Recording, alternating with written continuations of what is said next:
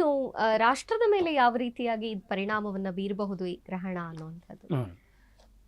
ನಮ್ಮ ಚಂದ್ರಗ್ರಹಣ ಅಂದ ತಕ್ಷಣ ನಮ್ಮ ಈ ವೇದ ಪುರಾಣಗಳಲ್ಲಿ ಮತ್ತು ನಮ್ಮ ಪುರಾಣಗಳೇನು ಹೇಳಿದೆ ಅಂತಂತಂದರೆ, ಚಂದ್ರಮ ಮನಸೋ ಜಾತಃ ಚಕ್ಷೋ ಸೂರ್ಯೋ ಅಜಾಯತ. ಅಂದರೆ ನೋಡಿ, ಎಡಗಣ್ಣಿಗೆ ಈ ಇರ್ತಕ್ಕಂಥ ಬಲಗಣಿಗೆ ಸೂರ್ಯ, ಎಡಗಣಿಗೆ ಚಂದ್ರಾಧಿಪತಿ ಆಗ್ತಾನೆ. ಹಾಗೆ ಕರ್ಣಗಳು ಕೂಡ ಅಷ್ಟೆ. ಅದ್ರ ಜೊತೆಯಲ್ಲಿ ಈ ಸಂವತ್ಸರದಲ್ಲಿ, ಸಂವತ್ಸರ ಫಲದಲ್ಲಿ ಏನು ಹೇಳ್ತಾರೆ ಅಂದರೆ, ಈ ವರ್ಷದಲ್ಲಿ ಯುದ್ಧೇನ ಕಲಹ ಪೀಡಿತೇನ, ಈ ವಿಶ್ವಾವಸನಾಮ ಕಳೆದ ಮೇಲೆ ಮುಂದೆ ಬರತಕ್ಕಂಥ ಸಂವತ್ಸರದಲ್ಲಿ ಕಲಹ ಪೀಡಿತಾನ, ಯುದ್ಧವನ್ನೇ ಜಾಸ್ತಿ ಹೇಳಿದೆ. ಕಾರಣ ಯಾಕೆಂದರೆ ಸೆನ್ಸಿಟಿವ್ ಅಂತ ರಾಶಿ ಅಂತ ಏನೋ ಇದ್ರೆ ಕುಂಡ್ಲಿಯಲ್ಲಿ, ಒಂದು ಬಂದು ಮೀನ ರಾಶಿ, ಇನ್ನೊಂದು ಕನ್ಯಾ ರಾಶಿ, ಇನ್ನೊಂದು ಮಿಥುನ ರಾಶಿ, ಧನುಸ್ ರಾಶಿ. ಇದು ತುಂಬ ಸೆನ್ಸಿಟಿವ್ 4 ರಾಶಿಗಳು. ಇದರಲ್ಲಿ ಏನಾಗುತ್ತೆ ಅಂತಂದರೆ ಕಲಿ ಪ್ರಭಾವ ಭೀತಿನ, ಅಂದರೆ ನಂಬೋರು ನಂಬೋದು, ನಂಬದೇ ಇರೋರು ಏನೂ ಮಾಡೋಕ್ಕಾಗಲ್ಲ. ಏನಾಗತ್ತೆ ಅಂದರೆ, ಕುಜನ ಜೊತೆ ರಾಹು ಯಾವಾಗ ಸೇರ್ತಾರೋ ಯಾವ ರಾಶಿಯಲ್ಲಿ, ಆವಾಗ ಏನಾಗುತ್ತೆ ಅಂದರೆ ನಿಧಿ ನಿಕ್ಷೇಪಗಳು ಗಮನಕ್ಕೆ ಬರುತ್ತಂತೆ. ಗಮನಕ್ಕೆ ಅಂದರೆ ಈಗ ನೀವು ನೋಡ್ತಾ ಇದ್ದೀರಾ, ಹೌದು, ಲಕ್ಕುಂಡಿಯಲ್ಲಿ ಶೋಧನೆ ಆಗ್ತಾ ಇದೆ. ಏನಪ್ಪ ಇದು ಆಗೋದ್ಮೇಲೆ ಹೇಳ್ತಾ ಇದ್ದಾರಲ್ಲ, ಹೇಳ್ಬೋದಾಗಿತ್ತು. ಕುಜನ ರಾಹು ಸಂಯೋಗ ಕೇತುವಿನ ದೃಷ್ಟಿ ಬಿದ್ದ ತಕ್ಷಣ ನಿಧಿ ನಿಕ್ಷೇಪಗಳೇನಿದೆ ಅದರ ಮೇಲೆ ಕಣ್ಣು ಹಾಕ್ಲಿಕ್ಕೆ ಹೋಗ್ತಾರೆ. ಅದರ ಜೊತೆಯಲ್ಲಿ ಹುಡುಕಾಟಕ್ಕೆ ಹೋಗಿ ಸಮಸ್ಯೆಗಳು ಮಾಡ್ಕೊಳ್ಳೋದು ಜಾಸ್ತಿ ಇರುತ್ತೆ ನಿಧಿ ನಿಕ್ಷೇಪಗಳಿಗೆ. ಮೂರನೇದಾಗಿ ರಾಜಕೀಯದಲ್ಲಿ ಅಸ್ಥಿರತೆ ಉಂಟಾಗ್ತಕ್ಕಂಥ ಇರುತ್ತೆ, ಮೇ ತಿಂಗಳಲ್ಲಿ ಹೇಳಿದ್ನಲ್ಲ. 4ನೇದಾಗಿ ವೀರಬ್ರಹ್ಮೇಂದ್ರ ಸ್ವಾಮಿಗಳು ಒಂದು ಉಲ್ಲೇಖ ಮಾಡಿದ್ದಾರೆ. ಏನಪ್ಪ ಅಂದರೆ, ಮುಂದಕ್ಕೆ ಬಂಗಾರ ಕಡಿಮೆ ಆಗತ್ತೆ ರೇಟು, ಆದರೆ ಬಂಗಾರಮು ಚಿಕ್ಕ ಪೋನು ಅಂತ ಹೇಳ್ತಾರೆ ತೆಲುಗುನಲ್ಲಿ, ಅವ್ರದ್ದು ತೆಲುಗು ಭಾಷೆ. ಬಂಗಾರಮು ಚಿಕ್ಕ ಪೋನು ಅಂತೆ, ಅಂದ್ರೆ ಬಂಗಾರ ಸಿಗುತ್ತೆ, ಬಂಗಾರಕ್ಕೆ ಬೆಲೆ ಇರಲ್ವಂತೆ. ಇವಾಗ ಬಂಗಾರ ಅಂತ ಎಲ್ರಿಗೂ ಆಸೆ ಬಂಗಾರ ಅಂದ್ರೆ. ಯಾಕೆ ಬಂಗಾರಕ್ಕೆ ಅಷ್ಟ ಆಸೆ? ಬಂಗಾರದ ಬೆಲೆ ಇದೆ ಅಂತ. ಮುಂದೆ ದಿನಗಳಲ್ಲಿ ಬಂಗಾರ ಇರುತ್ತಂತೆ, ಬಂಗಾರಕ್ಕೆ ಬೆಲೆ ಇರಲ್ವಂತೆ, ಗೋಲ್ಡ್ ಬೆಲೆ ಇಲ್ಲದೆ ಹೋಗುತ್ತಂತೆ, ಅದವ್ರು ಹೇಳ್ತಕ್ಕಂಥದ್ದು. ಎರಡನೇದಾಗಿ ನಂಬಿಕೆ ದ್ರೋಹಗಳು ಜಾಸ್ತಿ ಆಗತ್ತಂತಮ್ಮ. ಈ ಚಂದ್ರಗ್ರಹಣ ಕಳೆದ ನಂತರ ಯಾರಲ್ಲಿ ಯಾರು ನಂಬಿಕೆ ಇಡಲ್ವಂತೆ, ನಂಬಿಕೆ ದ್ರೋಹಗಳು ಜಾಸ್ತಿ ಆಗತ್ತಂತೆ. ಅಂದರೆ ಇಲ್ಲಿಗಲ್ ಆಕ್ಟಿವಿಟೀಸು, ಆಕಸ್ಮಿಕ ಆಗತಕ್ಕಂಥ ನಂಬಿಕೆ ದ್ರೋಹ ಕೆಲಸಗಳು ಜಾಸ್ತಿ ಆಗತ್ತಂತೆ ಸಮಾಜದಲ್ಲಿ.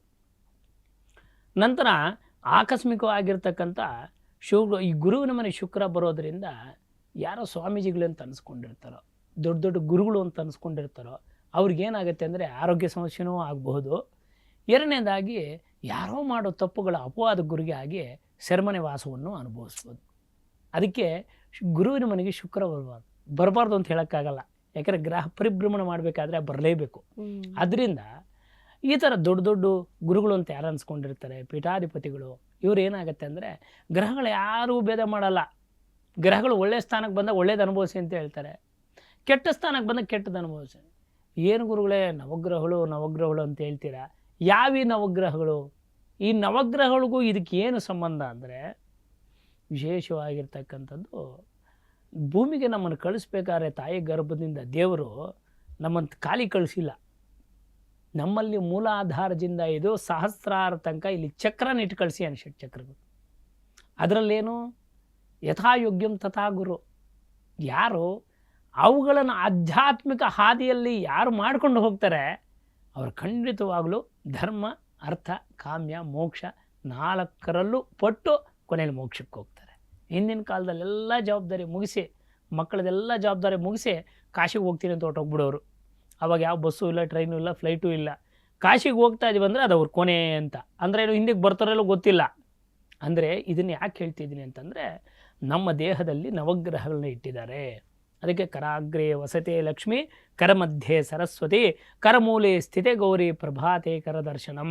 ನಮ್ಮ ಎರಡೂ ಕೈಗಳಲ್ಲಿ ನೋಡಿ ಇದನ್ನು ಇಂಡಿಕೇಟ್ ಮಾಡ್ತಕ್ಕಂಥದ್ದು, ಇದು ಬುಧನನ್ನು ಸೂಚನೆ ಮಾಡ್ತಾನೆ, ಈ ಬೆರಳು ರವಿಯನ್ನು ಸೂಚನೆ ಮಾಡ್ತಾನೆ, ಈ ಬೆರಳು ಶನಿಯನ್ನು ಸೂಚನೆ ಮಾಡ್ತಾನೆ, ಈ ಬೆರಳು ಗುರುವನ್ನು ಸೂಚನೆ ಮಾಡ್ತಾನೆ, ಇದು ಬುಧನನ್ನು ಸೂಚನೆ ಮಾಡ್ತಾನೆ. ನಮ್ಮ ಹಸ್ತದಲ್ಲಿ ಏನಿದೆ ಅಂತಂದರೆ, ಹಿಂದಿನ ಕಾಲದ ವಿದ್ಯೆಯಲ್ಲಿ ಹೀಲಿಂಗ್ ಅಂತಾರೆ ಇವಾಗ ಆ ವಿದ್ಯೆಯನ್ನು. ಅದಕ್ಕೆ ಇದನ್ನು ಯಾಕೆ ಹೇಳ್ತಾನೆ ಅಂದರೆ, ಈಗ ನವಗ್ರಹಗಳು ನಮ್ಮ ಕೈಯಲ್ಲೇ ಇದೆ, ನಮ್ಮ ದೇಹದಲ್ಲೂ ನವಗ್ರಹಗಳಿದೆ, ಬೀಜಾಕ್ಷರ ಮಂತ್ರಗಳಿದೆ ನಮ್ಮ ದೇಹದಲ್ಲಿ. ಒಂದೊಂದು ಚಕ್ರಕ್ಕೂ ಒಂದೊಂದು ಬೀಜಾಕ್ಷರ ಇದೆ.